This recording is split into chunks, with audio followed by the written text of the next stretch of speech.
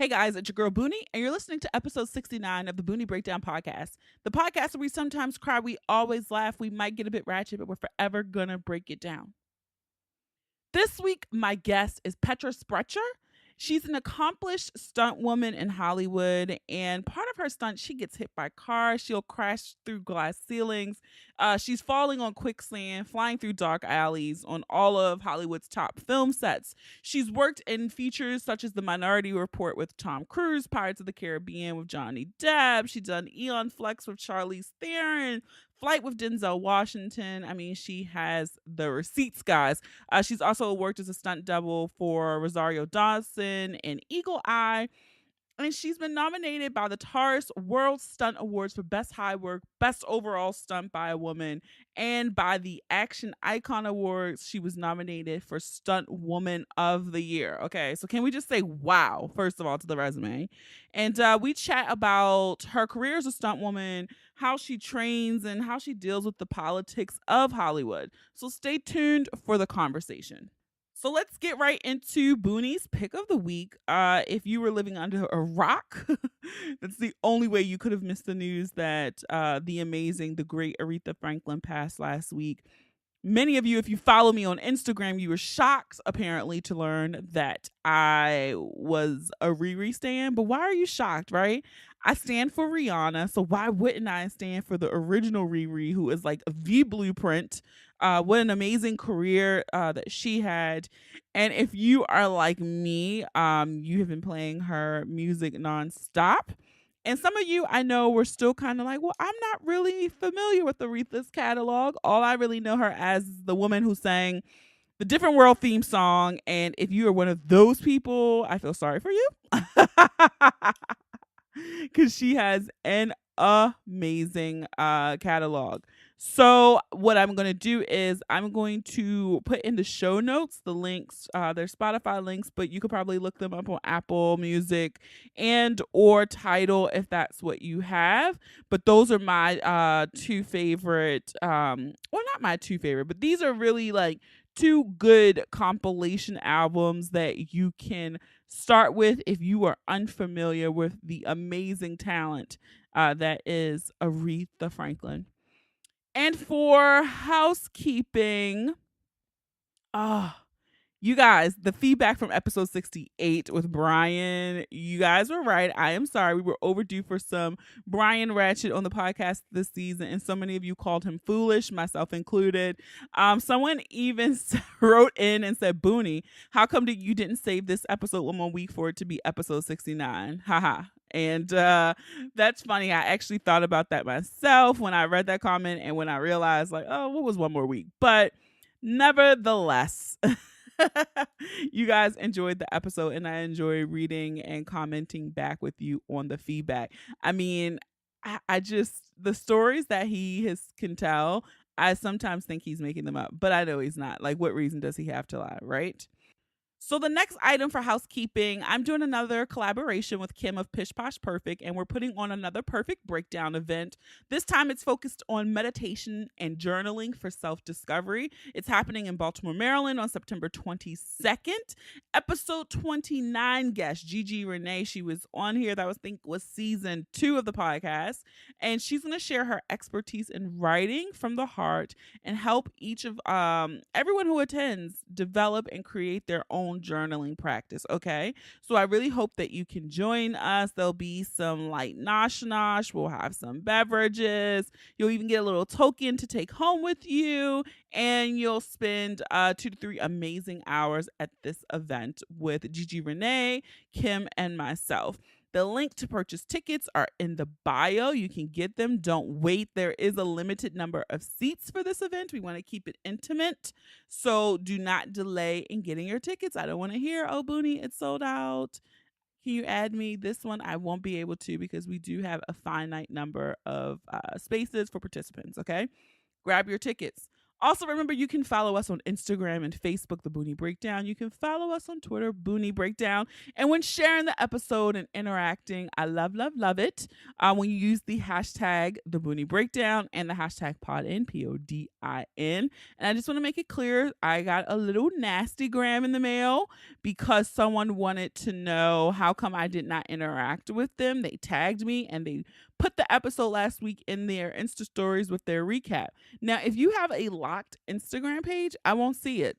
So even if you tag it, even if you use the hashtag, if your page is locked, I can't see it. So you can either make your page unlocked or you can DM me, and if you DM me, I can respond back to you that way. Okay, so no more need for nasty grams, it's on you. But that is it for the housekeeping, so let's get ready to break it down.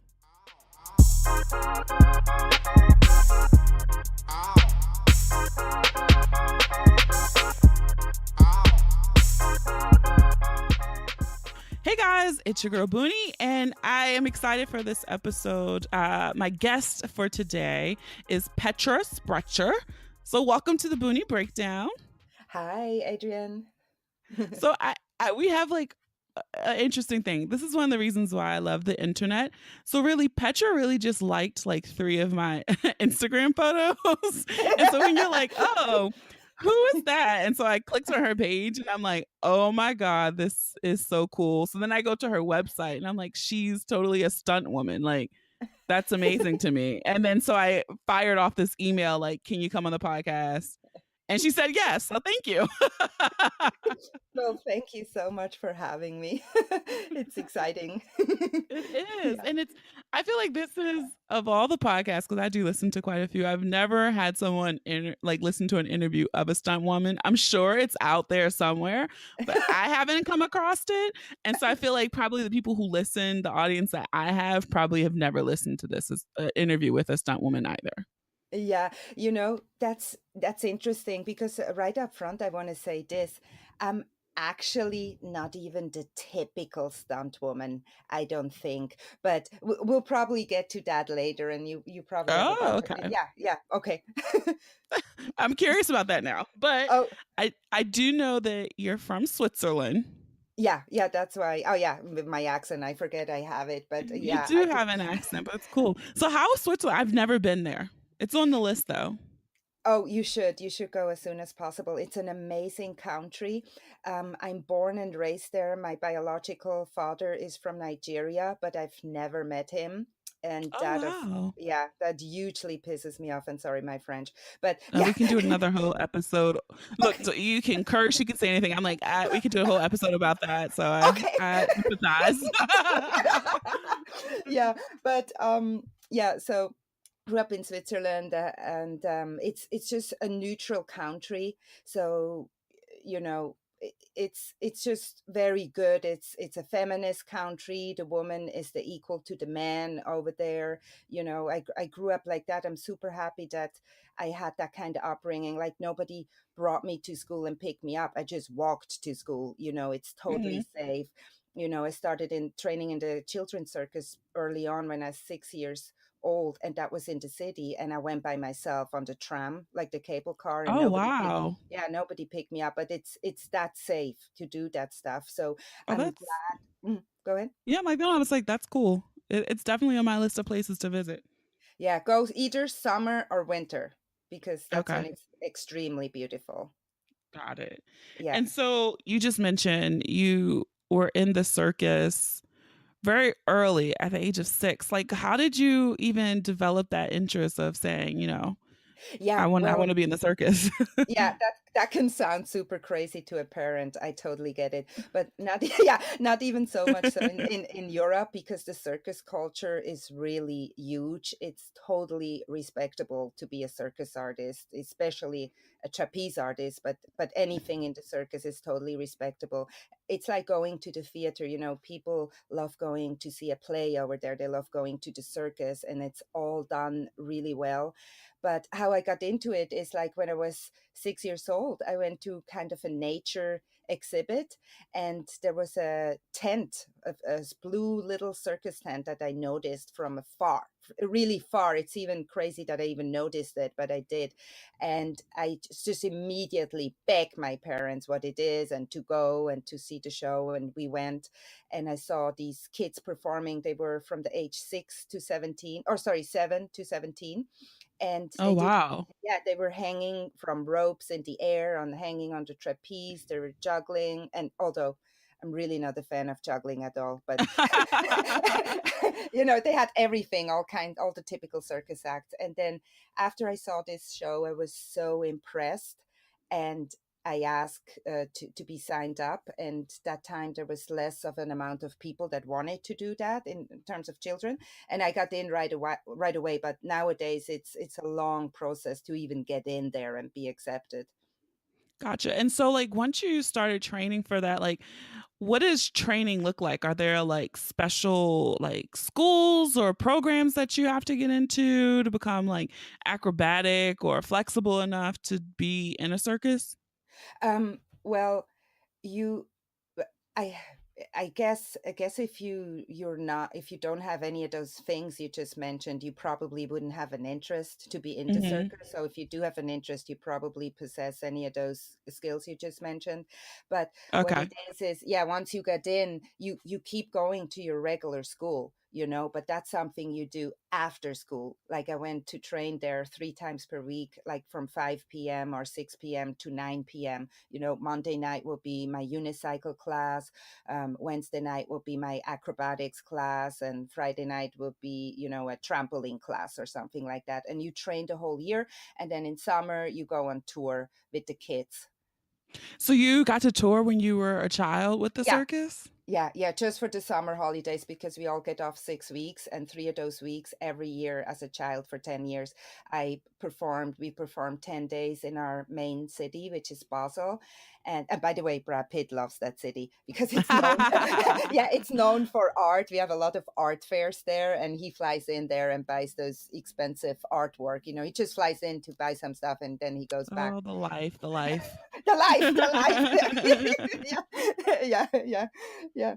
So yeah. So that's kind of cool. So once you graduated from school, what did you do? Did you go to college, or did you just try to do circus like acts full time? Yeah, good question. I actually never thought I was going to pick that skill back up as an adult. So before I did go to college, but before I did that, I went 1 year to Geneva, which is a city where they speak French in Switzerland. Hmm. And I did that to learn French. I took care of 2 kids. I was part of a family, and I got a degree in French. And then I went back home to my city, which is Basel. And then I started college for a year, and I was super unhappy there because I just wasn't. It just wasn't a good fit for me to be sitting on a chair all day long. Hmm. Yeah, so I was super unhappy. I knew I had to leave and do something else. And after long research, and you know how hard it is at that age when you're like 16, 17, you really don't know what you want to be, you No, know. you don't. Right, right, right. How many people go to university and study so long, and then the first day on the job, they're like, "Oh my God, I don't want to do that." You're like, why did I do this for 4 years? And now you feel trapped. Yeah. Yeah, yeah. So it was hard, but I figured out I wanted to be back in the theater. And then I went to a 2 year theater school, but it's a little bit different. It's not at all a Shakespeare theater school. It's called physical acting. In German, it's Mm. called Bewegungsschauspielerin. So you're part of a play, but you use your body to express the story, and you use also language, but it's a language that doesn't even exist. You just make it up.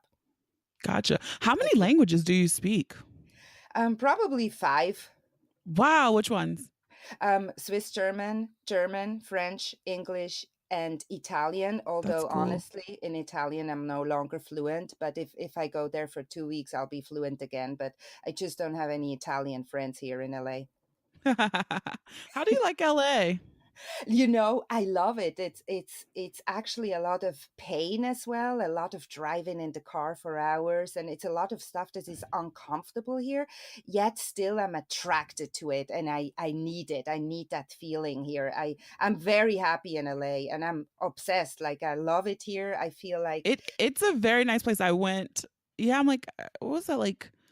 Maybe 4 years ago for the first time, okay. and it's very different than the East Coast. Yeah. Yeah. What did you all do? Did you do anything? What did you like the most about LA? Well, one, the weather was amazing. Hmm. Yeah. And I don't know, the atmosphere, everything just seemed way more See, laid back. oh, yeah, yeah, but that's dangerous too, because especially when you work in show business, because you gotta make your own schedule because you don't work every day. That's a job. Once you sign up for show business, you have to know you're not going to be getting up and have a job every day. You most Mhm. of the days of the years, you will be getting up with no job. No, that's true. Yeah, that's what people actually don't think about, when I was on, well, anyway, you probably have other questions before that. But like we're deviating, but I like it. Yeah, yeah. So I read that you were in Cirque du Soleil. I can't remember which because it's so many Cirque du Soleils. I How know. was Yeah, that experience traveling with them? it was really fun. I was well. Eventually, after that, I did that theater school. I was accepted into the circus school in Montreal, which is one of the world's best circus school, and it's extremely difficult to get in, especially today. But even back then, when I did it, but I guess I got lucky. I submitted the perfect tape to be accepted in there, a creative tape, because they're looking for people that are not just copying other people. They're looking for Mhm. people who have their own creativity. And I got in there, and I was able to create an amazing act with my hardcore Russian coach, which I chose. I wanted it like that. I wanted to work with the hardest coach. Yeah. And yeah, then Cirque du Soleil saw my act, and they called me. I didn't even have to audition, which was another crazy thing. They Oh called me. wow. Yeah, yeah, I don't even know how that happened. I think the law of attraction, but I didn't know it back then, but now I know it. But so yeah, when they said they want to hire me for the North American tour, I was like excited and also not excited, because I really wanted to do the European tour. And yeah, I've never, you know how many people want to move to LA or want to move to America. I Yeah. never wanted to come to America. I, I'm sorry to say, but I think Europe is so amazing. But anyway, It is. yeah, that's what God had decided for me, that I'm doing the North American tour. And honestly, I loved it. I mean, the city, I did really amazing cities. I've even performed in New York, in Manhattan Battery Park. I think we were the last show who were allowed to perform there. And Oh, yeah, yeah, loved New York. It was difficult though to work in that city. That city takes so much energy out of you. Oh my God. Yeah, but it's it's also a lot in New York. I always say like I love to visit, but I don't think I could live in New York. yeah, yeah, it's I don't know. Maybe half of the year working there will be fun. Maybe coming and going. Be bi-coastal. There you go. Yeah. Yeah, yeah, yeah. Hey, but wait a second. Which city are you actually in? Because I researched you and now I just forget it because I did it so long ago. Which Uh-oh. city are you in? Which city I'm do in you live in? Baltimore. Oh, cool. Yeah, Yeah. I went there to, we didn't perform in Baltimore, but I went there too. Yeah, that's also a fun place. Yeah. I always say like the Northeast, it's very different than the rest of America because we're so compact. And so like within a short time frame, you can get to Mhm. DC, you can get to Philadelphia, you can get to New York, which is great. And then you Yeah. go like further west and it takes like Yeah. hours and you're still in the same state. So everything's like way more Yeah. spread out the further Yeah. away you go. So That's true. That's true. Yeah. So yeah. so I'm also curious, like how you transitioned from doing Cirque du Soleil and using like your acrobatic and circus skills and transitioned that into a career as a stunt woman. Yeah. Um, when I moved here, I just was so clear in my head that that's what I wanted to do. And by the way, I was on tour in Chicago with the circus, and I came across a magazine, and the headline was African American Stunt Women. and there was a few Mm. pictures there and very few text, but I didn't even care about the text. I just needed that headline, and I knew immediately that's what I want to do. I want to become a stunt woman. And I researched it, and I knew it was LA at that time. We had to go to LA to start that. Now you could do it in New York, Atlanta, New Orleans. You couldn't do it in those three cities, but not back then. So, oh, sorry. I have to cough. I'm so sorry. And Fine.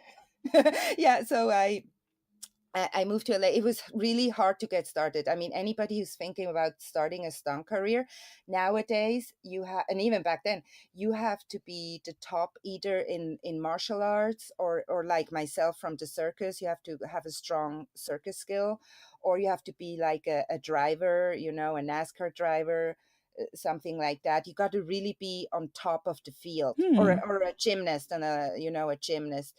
You got to be really on top of the wheel. Or if you don't have any of that, you got to have a strong intuition that that's the right thing for you Gotcha. to do, because it's a lot of heartache and trouble to get started. It's a lot of energy. And the crazy thing about show business is this, like, even though if you are ready to work, they might still not hire you. Oh, wow. Yeah. You know what I mean? If you work hard to practice your circus act, eventually you're gonna get a job in the circus somewhere.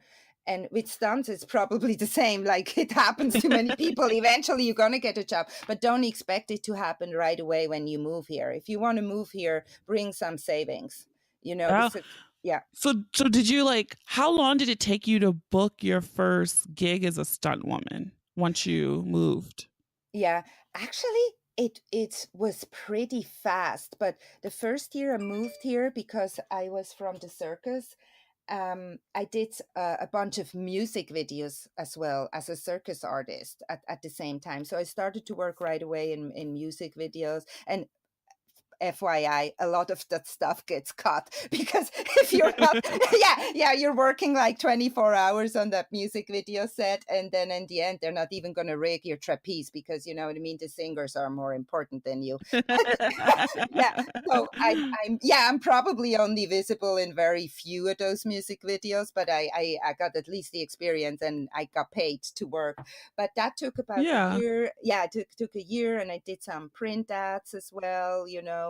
And then the stunt job, my first stunt job, I think was about 2 years in. Oh, It was okay. about, yeah, it was about 2 years in. And really, not the first year, but the second year, I really tried hard to get a stunt job, and I could not get hired at all. I had no idea how to do it because they want to see a resume, you know, and they want to see that you have experience.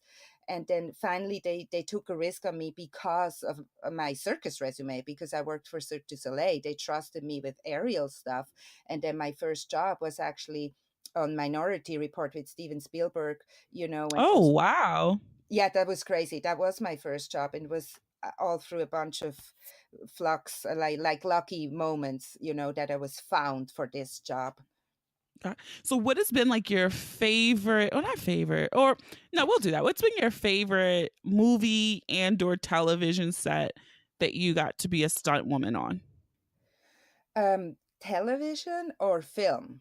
I know you said Either or. television. It Okay, doesn't good. matter. Yeah. Because I was thinking, first of all, I was thinking of film. You know what? When I worked on Eagle Eye, that was an amazing set. It was a $2 million set.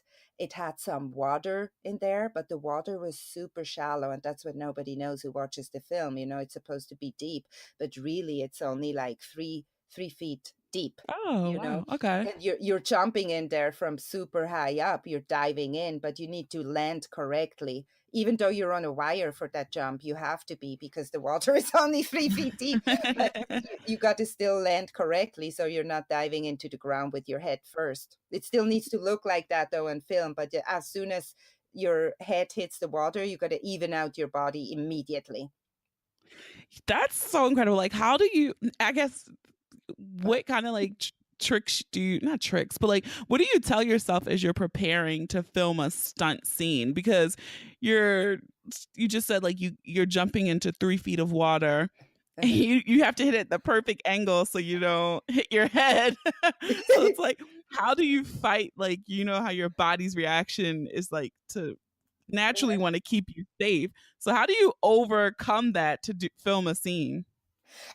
You have to really visualize your stunt, your scene perfectly over and over and over. First of all, on a big movie like that, you actually are going to get rehearsals. Only on TV Okay. is that you get barely any rehearsals. On TV, you got to be ready like yesterday, when you didn't even know what the scene was. But that's what they expect. But yeah, for film, they have more money. They pay you to rehearse. So I did rehearse it. But that's always the thing on film. You rehearse it in your training clothes, and then the day when you film, they're going to come up with your high heels, they're going to come up with your gun, and here are several other props, and by the way, we're going to fog it all up. You're not even going to see the water. You're just going to jump into the fog. Is that okay with you? Oh yeah, sure. So just be super calm. And how can you be calm in that situation? Yeah. Experience with a lot of physical stuff in front of a lot of people, like performing in front of 2,500 people every day and all my life. I mean, in the kid circus, we didn't have 2,500 people as an audience, but I've been used to perform for a lot of people since early on, and so I'm less scared or nervous. You know what I mean? It's all that experience from the circus is coming in handy, that before the stunt you just have to be super calm, and you have to be super confident. You have to really know what you're doing, so that when they call action, it's almost effortless. You're just gonna dial it in the body and the mind, and then when they call action, your body is almost automatically gonna do the right thing. That's amazing, because I would be like, you want me to do what? And so I think Yeah. it really is like a truly a highly skill set to be able to do the things that your body would obviously, or your brain, your mind would be like, why are you jumping off of this again? Yeah, some stunts, if you've seen those action movies lately, it's just getting more and more dangerous. It's getting really, really, really dangerous. And Have that's you ever yeah, have you ever had a job that you turned down? Like you're like, I don't feel comfortable with doing that stunt, so I'm just gonna pass. no, that I never I never had to do that, but I got one call where I didn't immediately say yes. And Gotcha. nobody wanted to do it anyway, so there was no rush, but usually everybody wants to do it, so you got to like pick up the phone on the first ring, and your first answer is always I'm available. You're not even asking what you're doing. You're just saying available because everybody wants the job. Yeah, but for this job, that was actually, I got a call to do a car hit. That's a technical term. We call it a car hit. That's when in the script it's like a hit and run in my case, and then you got to let yourself get hit by a car. And yeah, so that one, and also that was actually filming in New York, and the stunt coordinator, there was nobody in New York even that wanted to do it, and also most of the stunt people there were more newer, because the stunt scene in New York is um, younger than the LA scene. So Gotcha. yeah, there's less stunt people there. Although now I'm not even sure anymore, but I think still to this day there's less stunt people over there. The most stunt people are in Los Angeles for sure. In Los Angeles. And a lot of them are out of work, honestly, and a lot of them are working all the time, but it's super tight knit. It's hard to get in with the big productions. It's funny that I'm saying that it's hard to get in. It's actually not true, because you know what, my biggest jobs, I actually just got a phone call. Okay. And I audition a lot. I've been here for 17 years or 18 years. Actually, yeah, 19 years. Sorry, 19 years. I'm already here. And I've been auditioning for 19 years. And in terms of commercial auditions, I've booked 3 commercials in 19 years. That's what Mm. people don't know. They move here and they get nothing for 1, 2, 3, 4, 5 years, and they're like, "Oh, that's crazy. I'm not getting it." It takes a lot of patience and pe- perseverance. How do you call that word? What's that The word? perseverance. Yeah. Yeah, perseverance, and yeah, and belief and faith. And when we do work, we do make a lot of money, but you never know how long you're going to need to live off of that That money. money. Oh, that's a Yeah, good point. Budgeting. but yeah, I'm not good at it. So what is like one or I guess someone that you were a stunt for, like one of the most famous people that if you said their name, they'd be like, "Oh my God, you were a stunt woman for her." Um, okay. Probably, well, I was a stunt woman for Queen Latifah, although I'm not even her regular stunt double. She has her own stunt double, but for this Oh particular wow. film, she needed two stunt doubles. So I was hired for her. And actually, I was just recently doubling for Mariah Carey. I know she's not an Oh actress. wow. Yeah, but yeah, but guess what happened? She was supposed to be on the house, and something happened and her scene got cut, and then that's what happens to us, then our scene is cut as well. So Your scene got cut. Yeah. yeah, but I doubled for her, and they did a very good job. Like, I can send you a photo. They did a very good job with my wig and everything, and with the dress. That was That's really fun. cool. Yeah, but generally speaking, I double a lot of TV actresses. That there's a lot of actresses out there that make a living acting, but they're not super famous. They're not Halle Berry, or and first of all, there's not a lot of black action hero stars anyway. It's not, yeah. Yeah, there's the Black Panther now, but that just came out now. You know what I mean? And Hmm. I got called 3 times for this film, but my color is what. That's another weird thing from Switzerland and America. You know, I'm like mixed. I'm half Swiss German and half Nigerian. But where I grew up, I'm just considered mixed. But here I saw like a secret list, and it said next to my name, it said that I was medium light. And Mm. it's super strange. I had no idea what the heck is this supposed to mean, but So they're just trying to say like you're a light-skinned black woman. but the thing is this, and that's very important that I should talk about. We have the Screen Actors Guild, right? The union that we're Yeah. part of, and they have a rule that any black actor should can only be doubled by a black stunt double, and the same is for Caucasian. Only somebody Caucasian can double somebody Caucasian. Only Hawaiian, Pacific Islander, and Whoa. Latin. Yeah. Nobody knows that, but I can actually only work. I can only double African American actresses. Interesting. And then it goes even deeper. They want you to be the same skin tone. So then that even limits you even more. Yeah, and it's just excuses that they use. It's either they want to hire you or they don't want to hire you. If they don't want to hire you, they're coming up with some excuse like, "Oh, you're too light for this," or "You're too dark for this," or yeah, it's really, I don't even want to be talking about that topic, because it's yeah, it's a whole other show, and I don't want to be the leader for that. Yeah, so, but I'm just telling you that that's what it is. They're Yeah, going by I had no race. idea. Yeah, they're going by race here, yeah, that's what it is. Oh, interesting. Yeah. Um, have you so if you're doing a day of filming and I'm sure it takes a toll on your body, like how do you recover after a day of filming? I go to the spa. Ah, nice. Yeah, pretty much. Like, I have my different hot springs that I go to, and well, a day of filming, you can recover quickly, but if you're working on a movie for weeks and weeks and weeks, then sometimes you need like 2 weeks in the bed, like you're just sleeping day and night. You're spent. Yeah, and even for a stunt coordinator, it's even worse. If after like 3, 4, 5, 6 months on a movie, it's such heightened awareness, crazy work for so long hours, like over 12 hours, or sometimes, and you do it again over and over and over, and they have so much responsibility. And I know for sure some of my stunt coordinators, after the film was done, they're sleeping for like 2 months, day and night, to catch up. Wow. Yeah. Yeah, it's crazy, it's crazy. Yeah, and for me, yeah, I have some jobs that 2 weeks after I can't even train, because the body needs to recalibrate itself. Wow. And so how do you stay in shape? Like do you do yoga? Do you work out? Do you lift weights to keep fit so that you can perform your job?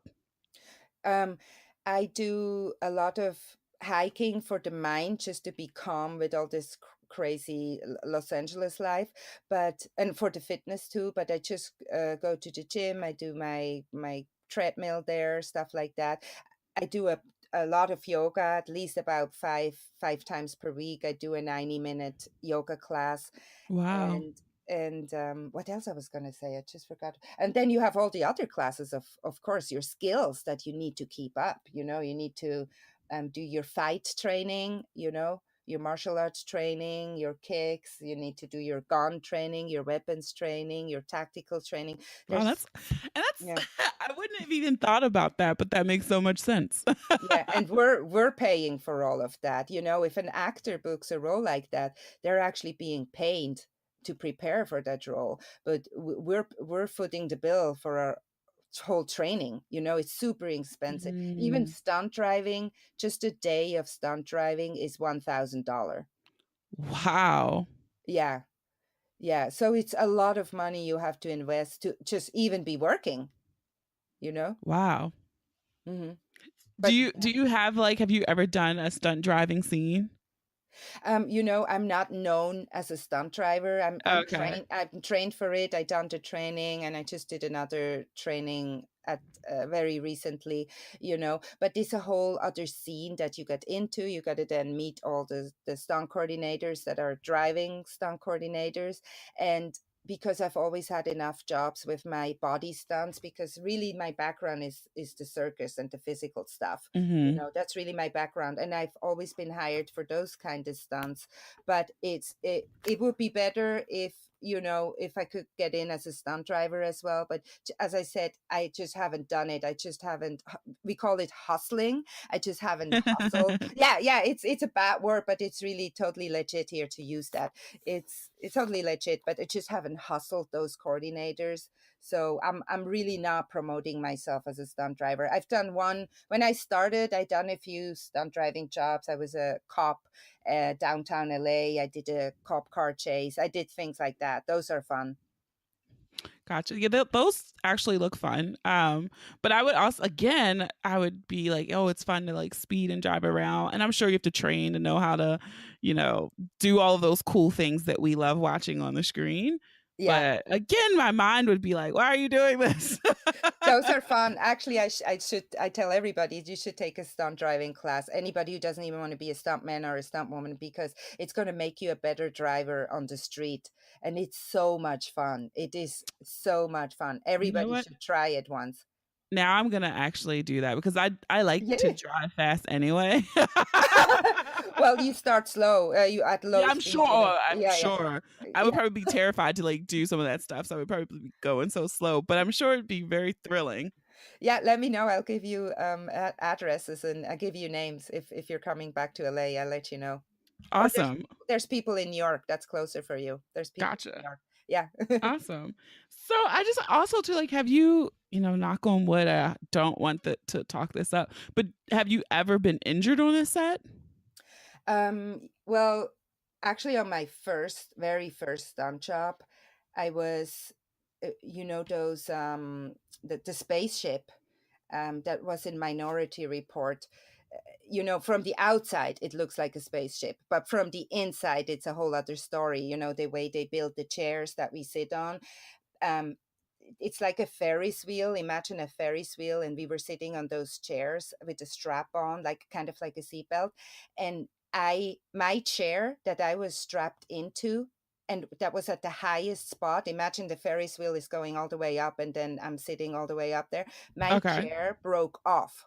My chair broke off of is it an axle or axis or Yeah. Yeah, it Axel. just it just broke off, and I fell down backwards onto steel floor. um it was crazy, and Wow. I did lose consciousness for a second, and the ambulance picked me up, so I went home in the ambulance on my very first stunt job. But I was totally okay. For some weird reason, I just had a rotator cuff strain in my shoulder that I still kind of have right now. You kind of always feel it. Uh-huh. yeah, that wasn't too fun for my first job, but it didn't stop But me it didn't from. stop you. I'm like, you went back. Yeah, yeah.